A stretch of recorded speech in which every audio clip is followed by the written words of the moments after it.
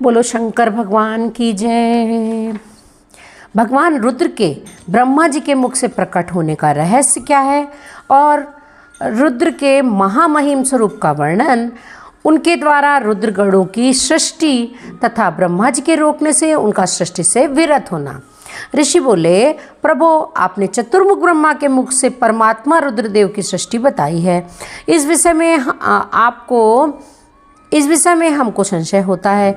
जो प्रलय काल में कुपित होकर ब्रह्मा विष्णु और अग्नि सहित समस्त लोक का संहार कर डालते हैं, जिन्हें ब्रह्मा और विष्णु भय से प्रणाम करते हैं, जिन लोक संहारकारी महेश्वर के बस में वे दोनों सदा ही रहते हैं, जिन महादेव ने पूर्व काल में ब्रह्मा और विष्णु को अपने शरीर से प्रकट किया था, जो प्रभु सदा उन दोनों के योगक्षेम का निर्वाह करने वाले हैं, वे आदिदेव पुरातन पुरुष भगवान रुद्र अव्यक्त जन्मा ब्रह्मा के पुत्र कैसे हो गए? तात भगवान ब्रह्मा ने मुनियों से जैसी बात बताई है वह सब आप ठीक कहिए। भगवान शिव के उत्तम यश का श्रवण करने के लिए हमारे हृदय में बड़ी श्रद्धा है।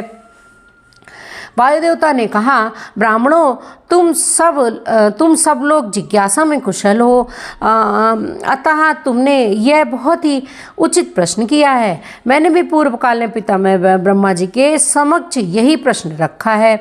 उसके उत्तर में पिता मैंने मुझसे जो कुछ कहा था वही मैं तुम्हें बताऊंगा। जैसे रुद्रदेव उत्पन्न हुए और फिर जिस प्रकार ब्रह्मा और विष्णु की परस्पर उत्पत्ति हुई, यह सब विषय सुना रहा हूँ। ब्रह्मा विष्णु और रुद्र तीनों ही कारणात्मा हैं। वे क्रमशः चराचर जगत की सृष्टि पालन और संहार के हेतु हैं और साक्षात महेश्वर से प्रकट हुए हैं। उनके परम ऐश्वर्य विद्यमान है। वे परमेश्वर से भावित और उनकी शक्ति से अधिष्ठित हो सदा उनके कार्य करने में समर्थ होते हैं। पूर्व काल में पिता महेश्वर ने ही उन तीनों को 3 कर्मों में नियुक्त किया था। ब्रह्मा की सृष्टि कार्य में, विष्णु की रक्षा कार्य में तथा रुद्र की संहार कार्य में नियुक्ति हुई थी। कल्पांत में परमेश्वर शिव के प्रसाद से रुद्रदेव ने ब्रह्मा और नारायण की सृष्टि की थी। इसी तरह दूसरे कल्प में जगन्मय ब्रह्मा ने रुद्र तथा विष्णु को उत्पन्न किया था। फिर कल्पांत में भगवान विष्णु ने भी रुद्र तथा ब्रह्मा की सृष्टि की थी। इस तरह पुनः ब्रह्मा ने नारायण की और रुद्रदेव ने ब्रह्मा की सृष्टि की। इस प्रकार विभिन्न कल्पों में ब्रह्मा विष्णु और महेश्वर परस्पर उत्पन्न होते और एक दूसरे का हित चाहते हैं। उन कल्पों के वृत्तांत को लेकर महर्षिगण उनके प्रभाव का वर्णन किया करते हैं। प्रत्येक कल्प में भगवान रुद्र के आविर्भाव जो कारण है उसे बता रहा हूँ। उन्हीं के प्रादुर्भाव से ब्रह्मा जी की सृष्टि का प्रवाह अविच्छिन्न रूप से चलता रहता है। ब्रह्मांड से उत्पन्न उन्होंने ब्रह्मा प्रत्येक कल्प में प्रज्ञा के सृष्टि, उनके प्राणियों की वृद्धि न होने से जब अत्यंत दुखी व मूर्छित हो जाते हैं, तब उनके दुख की शांति और प्रजावर्ग की वृद्धि के लिए उन कल्पों में रुद्रगणों के स्वामी काल स्वरूप नील लोहित महेश्वर रुद्र अपने कारणभूत परमेश्वर की आज्ञा से ब्रह्मा जी के पुत्र होकर उन पर अनुग्रह करते हैं। वे ही तेजो राशि, अनामय, अनादि, अनंत धाता, भूत संहारक और सर्वव्यापी भगवान ईश परम ऐश्वर्य से संयुक्त परमेश्वर से भावित और सदा उन्हीं की शक्ति से अधिष्ठित हो उन्हीं के चिन्ह धारण करते हैं, उन्हीं के नाम से प्रसिद्ध हो, उन्हीं के समान रूप धारण कर उनके कार्य करने में समर्थ होते हैं। उनका सारा व्यवहार उन्हीं परमेश्वर के समान होता है। ये उनकी आज्ञा के पालक हैं। सहस्त्र सूर्यों के समान उनका तेज है। वे अर्चंद को आभूषण के रूप में धारण करते हैं। उनके हार, बाजूबंद और कड़े सर्वमय हैं। वे गूंज कोश मेखला धारण करते हैं। जलंधर, विरंची और इंद्र उनकी सेवा में खड़े रहते हैं तथा हाथ में कपाल पालखंड उनकी शोभा बढ़ाता है। गंगा की ऊंची तरंगों से उनके पिंगल वर्ण वाले केश और मुख भीगे रहते हैं। उनके कमनीय कैलाश पर्वत के विभिन्न प्रांत टूटी हुई दाढ़ वाले सिंह आदि अन्य पशुओं से आक्रांत हैं। उनके बाएं कानों के पास गोलाकार कुंडल झिलमिलाता रहता है। वे महान वृषभ पर सवारी करते हैं। उनकी वाणी महान मेघ की गर्जना के समान गंभीर है। कांति प्रचंड अग्नि के समान उद्दीप्त है और बल पराक्रम भी महान है। इस प्रकार ब्रह्मपुत्र महेश्वर का विशाल रूप बड़ा भयानक है। वे ब्रह्मा जी को विज्ञान देकर सृष्टि कार्य में उनकी सहायता करते हैं। अतः रुद्र के कृपा प्रसाद से प्रत्येक कल्प में प्रजापति की प्रजा सृष्टि प्रवाह रूप से नित्य बनी रहती है। एक समय ब्रह्मा जी ने नीलोहित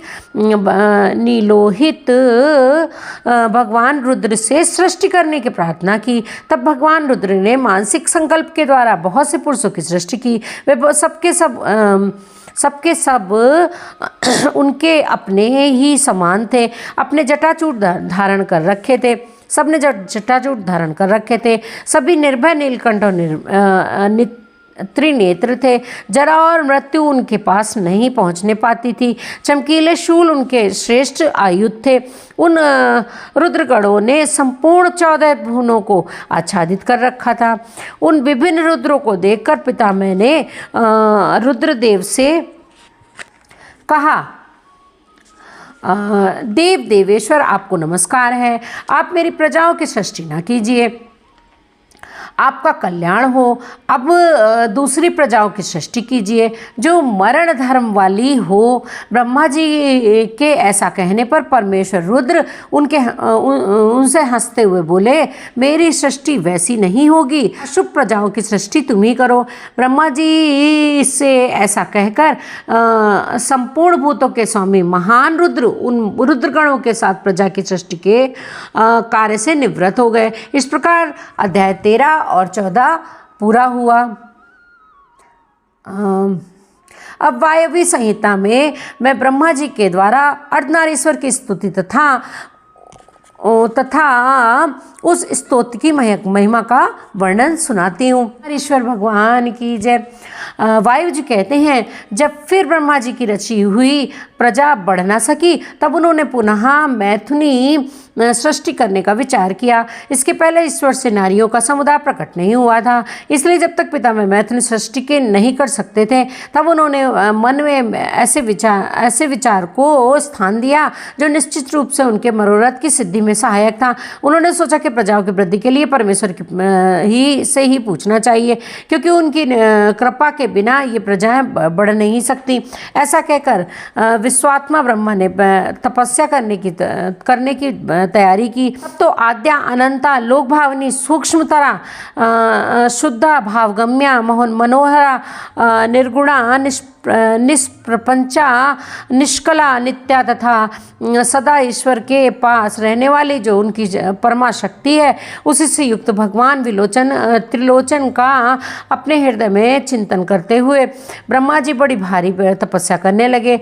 तीव्र तपस्या में लगे हुए परमेष्ठी ब्रह्मा पर उनके पिता महादेव जी थोड़े ही समय में संतुष्ट हो गए। तदंतर अपने अनिर्वचनीय अंश से किसी अद्भुत मूर्ति में आविष्ट हो भगवान महादेव आधे शरीर से नारी और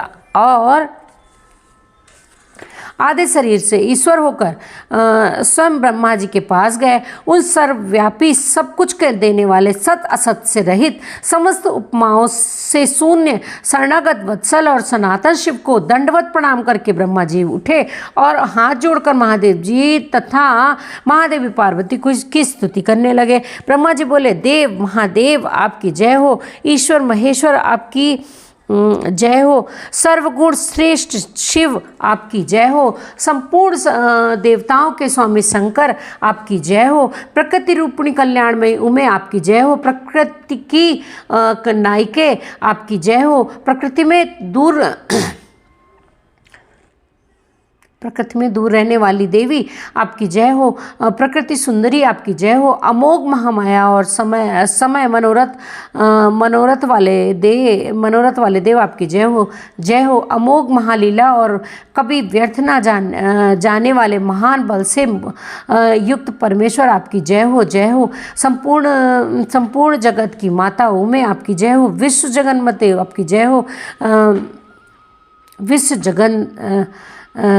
जगद्धात्री आपकी जय हो। समस्त संसार की सखी सहायिके आपकी जय हो। प्रभु आपका ऐश्वर्य तथा धाम दोनों सनातन है, आपकी जय हो। जय हो। आपका रूप और अनुचर वर्ग भी आपकी ही भांति सनातन है, आपकी जय हो। जय हो। अपने 3 रूपों द्वारा तीनों लोकों का निर्माण, पालन और संहार करने वाली देवी आपकी जय हो। जय हो। तीनों लोकों अथवा आत्मा परमात्मा और अंतरात्मा और परमात्मा तीनों आत्माओं की नायिके आपकी जय हो। प्रभु और जगत के कारण तत्वों का प्रादुर्भाव और विस्तार आपकी कृपा दृष्टि के ही अधीन है, आपकी जय हो। प्रलय काल में आपकी उपेक्षा युक्त कटाक्ष पूर्ण सृष्टि से जो भयानक आग प्रकट होती है, उसके द्वारा सारा भौतिक जगत भस्म हो जाता है, आपकी जय हो। देवी आपके स्वरूप का सम्यक ज्ञान देवता आदि के लिए ही संभव है, आपकी जय हो। आप आत्म तत्व के सूक्ष्म ज्ञान से प्रकाशित होती हैं, आपकी जय हो। ईश्वरी आपने स्थूल आत्मशक्ति से चराचर जगत को व्याप्त कर रखा है, आपकी जय हो। जय हो।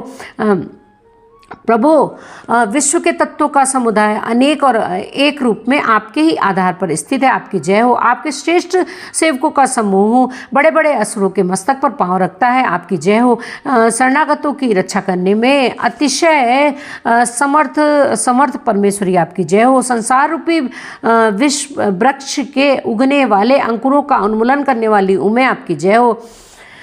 प्रादेशिक ऐश्वर्य वीर्य और शौर्य विस्तार करने वाले देव आपकी जय हो। विश्व से परे विद्यमान देव आपने अपने वैभव से दूसरे के वैभवों को तिरस्कृत कर दिया है, आपकी जय हो। पंचविध मोक्ष रूप पुरुषार्थ के प्रयोग द्वारा परमानंदमय अमृत की प्राप्ति कराने वाले परमेश्वर आपकी जय हो। पंचविधि पुरुषार्थ के विज्ञान रूप अमृत से परिपूर्ण स्तोत्र रूपणी परमेश्वरी आपकी जय हो। अत्यंत भयानक संसार रूपी महारोग को दूर करने वाली वैद्य शिरोमणि आपकी जय हो। अनादि कर्म मल एवं अज्ञान रूपी अंधकार राशि को दूर करने वाली चंडिका रूपणी शिवे आपकी जय हो। त्रिपुर का विनाश करने के लिए कालाग्नि स्वरूप महादेव आपकी जय हो। त्रिपुर भैरवी आपकी जय हो। तीनों गुणों से मुक्त पर महेश्वर आपकी जय हो। तीनों गुणों का मर्दन करने वाली महेश्वरी आपकी जय हो। आदि सर्वत आपकी जय हो। आपको ज्ञान देने वाली देवी आपकी जय हो। प्रचुर दिव्य अंगों से सुशोभित देव आपकी जय हो। मनवांछित वस्तु देने वाली देवी आपकी जय हो। भगवत देव कहाँ तो आपका उत्कृष्ट धाम और कहाँ मेरी तुच्छ वाणी, तथापि भक्तिभाव से प्रलाप करते हुए मुझ सेवक के अपराध को आप क्षमा कर दें। इस प्रकार सुंदर उक्तियों द्वारा भगवान रुद्र और देवी का एक साथ गुणगान करके चतुर्मुख ब्रह्मा ने रुद्र एवं रुद्राणी को बारंबार नमस्कार किया। ब्रह्मा जी के द्वारा पठित यह पवित्र एवं उत्तम अर्धनारीश्वर स्तोत्र शिव तथा पार्वती के हर्ष को बढ़ाने वाला है, जो भक्तिपूर्वक किसी भी गुरु की शिक्षा से इस स्तोत्र का पाठ करता है वह शिव और पार्वती को प्रसन्न करने के लिए अपने अभीष्ट फल को प्राप्त कर लेता है। जो समस्त भुवनों के प्राणियों को उत्पन्न करने वाले हैं, जिनके विग्रह जन्म और मृत्यु से रहित हैं, तथा जो श्रेष्ठ नर और सुंदर नारी के रूप में एक ही शरीर धारण करके स्थित हैं, उन कल्याणकारी भगवान शिव और शिवा को मैं प्रणाम करता हूँ। बोलो शंकर भगवान की जय। इस प्रकार वायवी संहिता में अध्याय 15 पूरा हुआ। बोलो शंकर भगवान की जय।